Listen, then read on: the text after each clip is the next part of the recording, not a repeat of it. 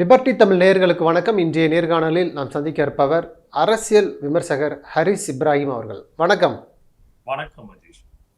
முதல்வராக தாவேக கட்சித் தலைவர் விஜய் அவர்கள் பொறுப்பேற்ற பிறகு அந்த பெரும்பான்மைக்கு தேவையான இடங்களை நீங்கள் நிரூபிக்கணும்னு சொல்லி ஆளுநர் ஏற்கனவே சொல்லியிருந்தார். இன்றைக்கு பெரும்பான்மை நிறைவேற்றி வெற்றி கண்டிருக்கிறார் விஜய் அவர்கள். பெரும்பான்மையான உறுப்பினர்கள் ஆதரவு தெரிவிச்சிருக்கிறாங்க.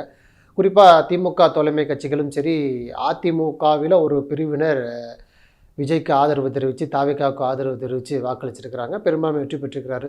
இதில் குறிப்பாக அவர் ஆட்சி பொறுப்பில் அமர்ந்திலிருந்து பல்வேறு சர்ச்சைகள் அந்த வந்தே மாதரத்தில் தொடங்கி இப்போ அவருடைய ஜோசியரை முதல்வரின் சிறப்பு பணி அலுவலராக நியமித்தது. அவர் ரிக்கி ரத்தன் பண்டிட் வெற்றிவேல் அப்படிங்கிறவரை முதன்மை சிறப்பு பணி அலுவலராக நியமித்தாங்க. அதுக்கு பல்வேறு எதிர்ப்புகள், கண்டனங்கள் வந்தது. சட்டமன்றத்தில் இன்றைக்கு பிரேமலதா அவர்கள்லாம் கடுமையான விமர்சனங்களில் முன்வைக்கிறாரு.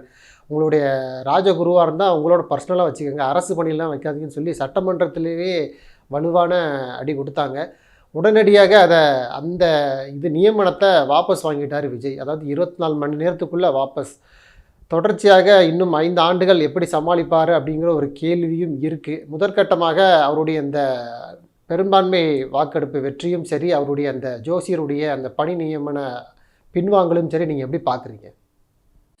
முதற்கண் தாவேகாவினுடைய தலைவருக்கும் முதலமைச்சராக பொறுப்பேற்றுக் கொண்டிருக்கக்கூடிய திரு ஜோசப் விஜய் அவர்களுக்கு முதற்கண் வாழ்த்துக்களும் நன்றிகளும்.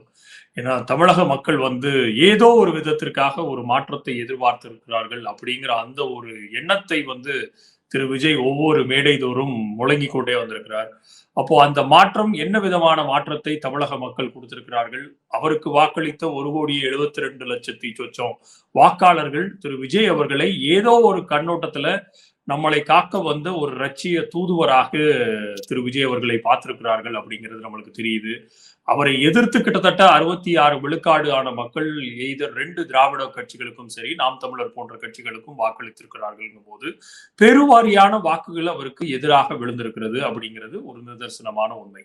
இது முதல் புறம் இருந்தால் கூட, இரண்டாவதாக இந்த பிராக்சர்டு மேண்டேட் அவருக்கான மக்கள் அவருக்கு கிட்டத்தட்ட 1950களுக்கு அப்புறம் ஒரு பிராக்சர்டான ஒரு மேண்டேட்டை கொடுத்து ஒரு தொங்கு சட்டசபையை உருவாக்கி கொடுத்ததன் மூலயமாக இங்க கூட்டணி கட்சிகளை நிலை நிறுத்தி தான் ஆட்சி அமைக்க முடியும் அப்படிங்கிற அந்த ஒரு கடமை அவருக்கு பொறுப்பும் சேர்ந்து கொடுக்கப்பட்டிருக்கிறது. அப்போ அதை இவர் சரியாக பயன்படுத்தினாரா அப்படின்னு பார்க்கும்போது அவருக்கான ஆதரவை சிபிஐ, சிபிஎம் போன்ற கட்சிகள், ஐயுஎம்எல் போன்ற கட்சிகள் எல்லாம் கொடுத்தது, விசிகா போன்று கொடுத்தது எல்லாமே ஒரு விதமான post poll alliance, pre poll அலையன்ஸ்னு நம்மளுக்கு எலெக்ஷன் மேண்டேட்ல இருக்குது. அப்போ அந்த எலெக்ஷன் மேண்டேட்ல போஸ்ட் போலாக தேர்தலுக்கு முன்னாடி அமைக்கக்கூடிய அந்த கூட்டணியினுடைய மேண்டேட் கிடைக்கப்பெற்ற ஒரு கட்சியும் போஸ்ட் போலாக, ப்ரீ போலாக இருக்கக்கூடிய அந்த கட்சியினுடைய ஆதரவுகளை பெறும்போது ஒரு பேசிக்கான ஒரு டீசன்சியை, ஒரு கன்சென்சஸ், அதாவது ஒரு உட்கார்ந்து பேசி முடிவெடுக்க வேண்டிய ஒரு விஷயத்தை காங்கிரஸ் மிக முக்கியமாக அதை திமுகவில் இருந்து பிரிந்து சென்று எதேச்சி அதிகாரமாக அவர்கள் வைத்திருந்த 5 தொகுதிகளை கொண்டு போய் முதல்ல தாவேகாவுக்கு அவர்களுடைய ஆதரவை தெரிவிக்கிறார்கள். ஆனால் அந்த ப்ரீ போலாக இருந்த ப்ரீ போல் அலையன்ஸினுடைய லீடராக திரு மு.க. ஸ்டாலின் அவர்களிடம் எந்த விதமான ஒரு தகவலையும் சொல்லாமல், அவர்களிடம் எந்த விதமான ஒரு விவாதத்திற்கும் உட்படுத்தாமல் இதை எதேச்சி அதிகாரமாக பண்ணினது முதல் தாவேகா அக்செப்ட் பண்ணதே மிகப்பெரிய ஒரு ஃபிளால இருந்துதான் இந்த தாவேகாவினுடைய இந்த கூட்டணி அரசியல் இன்றைக்கு பதவியேற்றதனுடைய முதல் மையக்கரு எங்க ஆரம்பிக்குதுன்னா காங்கிரசினுடைய அந்த ஒரு விஷயத்தை, அந்த ஒரு ஆதரவை வாங்கி கொண்டது. அதற்கப்புறம் ஒட்டுமொத்தமாக ஜனநாயக சக்திகளை சேர்க்கணும், பிரசிடென்ட் ரூலை சரி செய்யணும், பிரசிடென்ட் ரூல் வந்துவிடக்கூடாது அப்படிங்கிறதுக்காக ஐயுஎம்எல், விசிகா போன்ற கட்சிகள் கடைசியாக சென்று ஆதரவு கரத்தை நீட்டினதை தாவேகாவினுடைய தலைவருக்கு தெரியுதோ இல்லையோ, திமுகவினுடைய தலைவர் அதுல மிக ஒரு பெருந்தன்மையாக நாங்கள் 6 மாத காலத்திற்கு எந்த விதமான ஒரு இவர்களுக்கான இடைஞ்சல்களை கொடுக்க மாட்டோம், ஒரு ஆக்கப்பூர்வமான எதிர்கட்சியாக செயல்படும் அப்படிங்கிற அந்த ஒரு அறிக்கையை மேண்டேட் 2வது நாளே அறிவிக்கிறார். அப்போ ஒரு ஜனநாயகபூர்வமான நாட்டுல வெற்றி தோல்வி என்பது ஒரு ஃபங்க்ஷனல் டெமோக்ரஸில எப்பவுமே அது இயற்கை, அதை யாராலும் மாற்ற முடியாது. இன்றைக்கு மிகப்பெரிய ஒரு பெரும்பான்மையில ஜெயிக்கிற நாளைக்கு டெபாசிட் கூட வாங்காம இருக்கலாம். அதுதான் மக்களினுடைய சக்தி. அப்போ அந்த மக்களினுடைய மேண்டேட்டை ஒரு மிகப்பெரும் ஒரு தலைவராக திரு ஸ்டாலின் அவர்கள் அதை மதித்து பின்னோக்கி சென்றார். ஆனால் திரு விஜய் அவர்கள் புதிதாக அவருக்காக வாக்களித்திருக்கக்கூடிய இளைஞர்களுக்கும் சரி, அவர்களுக்கான பெண்கள் வாக்களித்தவர்களுக்கும் இன்றைக்கு கரெக்டான ஒரு ஆட்சி முறையை செலுத்துகிறாரா அப்படின்னு பார்க்கும்போது அந்த முதல் இடத்திலேயே மிகப்பெரிய ஒரு ஃபிளா. தமிழ்நாடு வந்து மிகப்பெரிய ஒரு சயின்டிபிக்கான மாநிலம். அப்போ ஏன் அந்த சயின்டிபிக்னு சொல்றோம்னா, இந்த மாநிலம் வந்து மிகப்பெரிய ஒரு பக்குவப்பட்டமான ஒரு பகுத்தறிவு சார்ந்த ஒரு மாநிலம். ஏன்னா தொடர்ச்சியாக ஒரு சிந்தனை மூடப்பழக்க வழக்கங்கள் அது எந்த ரிலீஜியன்ல, அது இஸ்லாமாக இருக்கலாம், இல்ல கிறிஸ்துவமாக இருக்கலாம், இல்ல ஹிந்து மதமாக இருக்கலாம், எந்த மதத்தில் ஒரு மூட நம்பிக்கையை புகுத்தினாலும் இங்க உள்ள ஒவ்வொரு அந்த அந்த இறை நம்பிக்கைகளை பிராக்டிஸ் பண்றவர்கள் அத்தனை பேரும் அதற்கான எதிர்கேள்விகளை கேட்டுக்கொண்டே வந்திருக்கிறார்கள். அப்படிதான் இங்க ஒரு மிகப்பெரிய ஒரு பக்குவப்பட்ட சமூகமாக, ஒரு சயின்டிபிக்கான ஒரு ரிசல்ட்டை தேடக்கூடிய ஒரு சமூகமாக தமிழ் சமூகம் இருந்து கொண்டே இருந்திருக்கிறது.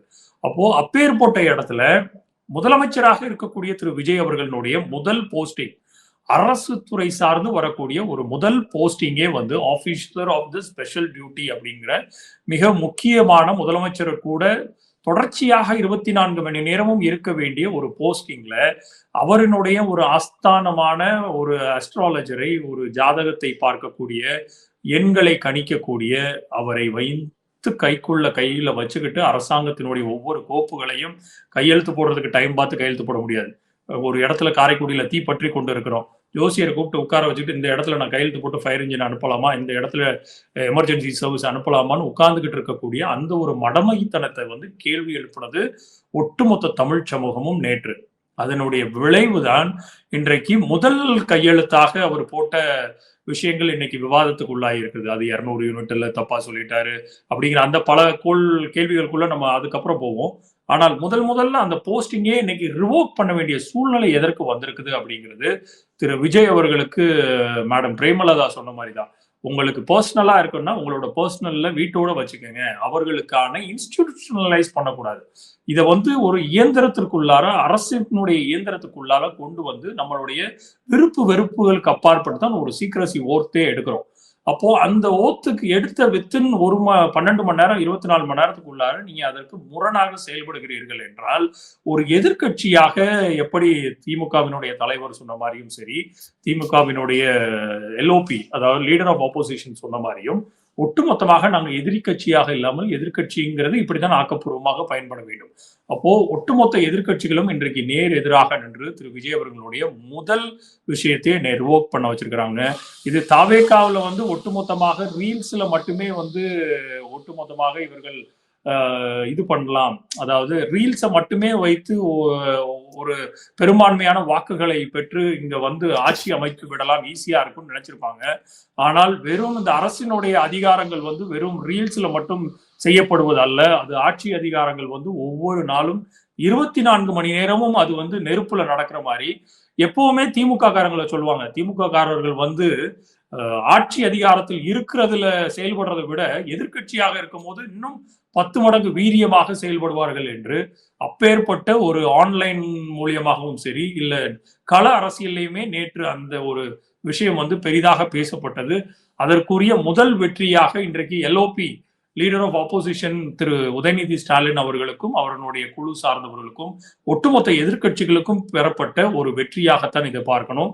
அது எல்லாத்தையும் தாண்டி தமிழகத்தினுடைய பகுத்தறிவு சிந்தனைக்கு ஒவ்வாத எந்த விஷயத்தையும் எக்காலத்திலையும் எந்த அரசாங்கமும் பண்ண முடியாது அப்படிங்கிறதுக்கு பல்வேறு விமர்சனங்கள் வந்ததற்கு ஒரு மதிப்பளித்து அவர் அதை திரும்ப பெற்றுக்கிறாரு. அதை அப்படி பார்க்கலாம். இன்னொரு புறம் வந்து அவர் இப்போ சட்டமன்றத்தில் பெரும்பான்மை நிரூபிச்சிருக்கிறார். பல்வேறு குற்றச்சாட்டுகள், நீங்கள் எங்கள் சிறுபான்மை அப்படின்னு சொன்னால் கூட எங்களுக்கு பரவாயில்ல, நாங்கள் ஏற்றுக்கிறோம், நாங்கள் சிறுபான்மை மக்களுக்கு தான் ஆட்சி பண்ண போகிறோம் அப்படின்னு அவர் வெளிப்படையாக சொல்கிறாரு. ஆனாலும் அவர் மீது உதயநிதி அவர்கள் குற்றச்சாட்டை வைக்கிறாரு, குதிரை பேர அரசியல் பண்ணுறாரு, இவர் சேஞ்சை கொடுப்பாருன்னு பார்த்தா எக்ஸ்சேஞ்சு அரசியல் பண்ணுறாரு அப்படிங்கிறாரு. ஒருபடி மேலே போய் புஷ்பா படம் மாதிரி அரசியல் பண்ணுறாரு. புஷ்பா படத்தில் தான் சோஃபா அனுப்புவாங்க, விஜய் எங்கெல்லாம் போகிறாரோ அந்த இடத்துக்கு முன்னாடி ஒரு சோஃபா போகுது. புஷ்பா படத்தில் சோஃபா போகுதுன்னா சோஃபாக்குள்ளே பணம் இருக்குன்னு அர்த்தம். இவரும் அதே இதை ஃபாலோ பண்ணுறாருன்னு சொல்லி ஒரு மிகப்பெரிய குற்றச்சாட்டை முன்வைத்திருக்கிறாரு. முதல் கட்டமாகவே விஜய் பதவியேற்றே 4-5 நாளுக்கு தான் ஆகுது. அதற்குள்ளே இவ்வளோ பெரிய குற்றச்சாட்டுகள் புஷ்பா பட பாணின்னு சொல்றதெல்லாம் ஏற்புடையதா இருக்கா? அப்படிங்கிற ஒரு கேள்வி இருக்கு இல்லையா? கண்டிப்பா இது ஜனநாயகபூர்வமான நாட்டுல இந்த ஹார்ஸ் ட்ரேடிங்னு சொல்லப்படக்கூடிய குதிரை பேரத்தை ஒட்டுமொத்தமாக ஒழித்ததற்காகத்தான் இந்த ஆன்டி டிஃபெக்ஷன் லா போன்று கட்சி தாவல் தடை சட்டம் போன்று பல்வேறு சட்டங்களை கடுமையாக்கப்பட்டது. ஆனால் அது தாண்டினதுக்கு அப்புறமும் தூய சக்தியாக ஒட்டுமொத்தமாக இருக்கக்கூடிய தமிழகத்தில் இருக்கக்கூடிய எல்லா கட்சிகளுமே ஒரு அயோக்கியத்தனமான கட்சிகள். நான் வந்துதான் ஒட்டுமொத்த தமிழகத்தையும் காப்பாற்ற போகிறேன் அப்படின்னு சொல்லிட்டு வந்தவருடைய ஆரம்ப புள்ளியில இருந்தே அது ஒரு அயோக்கியத்தனமான அரசியலாக முன்னெடுக்கப்படுகிறது.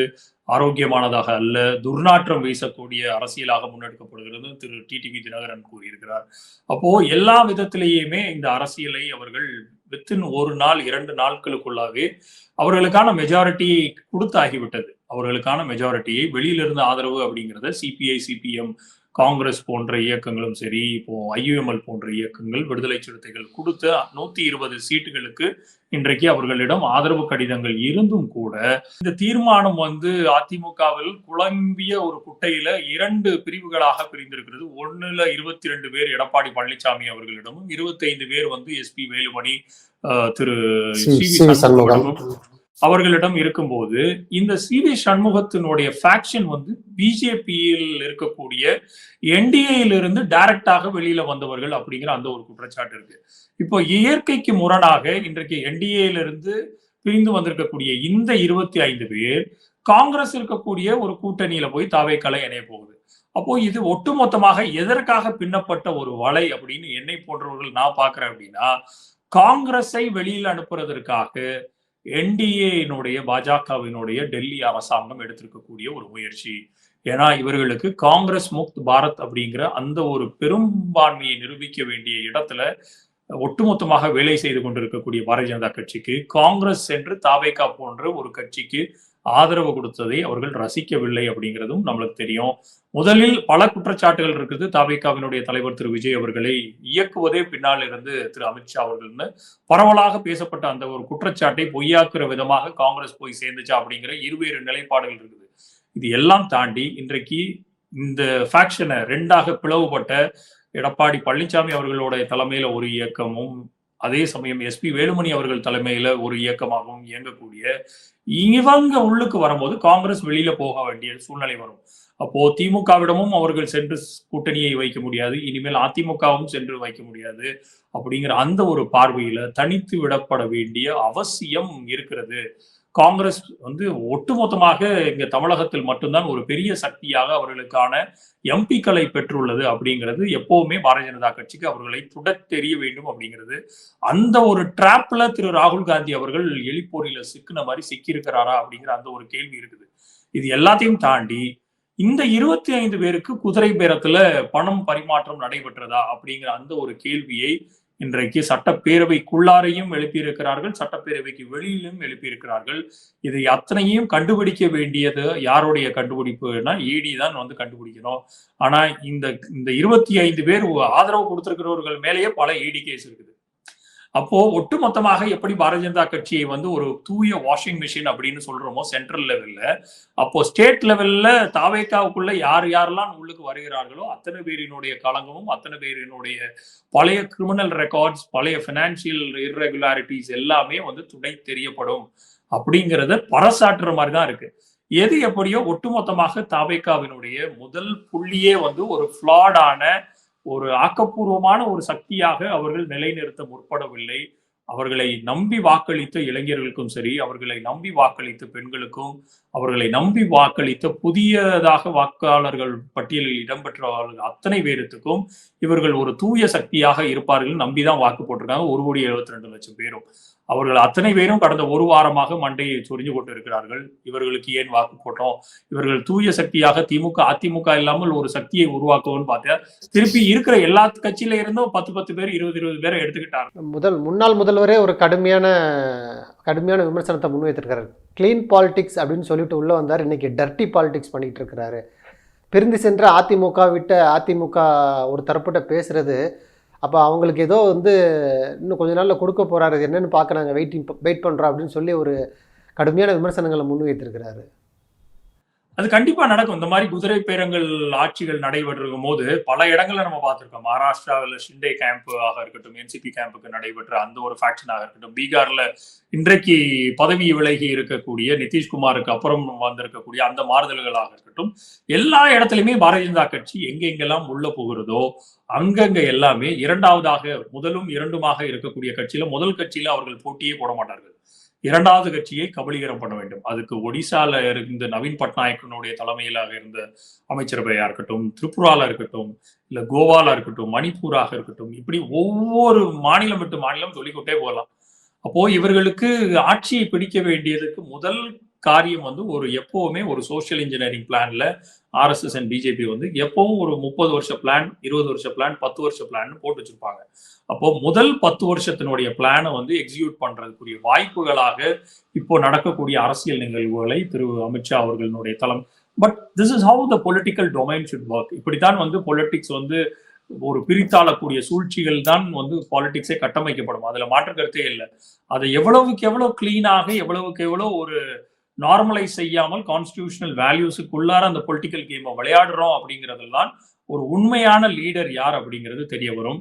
இன்றைக்கு அப்படி ஒரு உண்மையான லீடராக திரு விஜய் அவர்கள் தன்னை பரிணாமித்துக் கொள்கிறாரா அப்படிங்கிறத காலம்தான் நிஜமாவே பதில சொல்லணும்னு நினைக்கிறேன் நான்.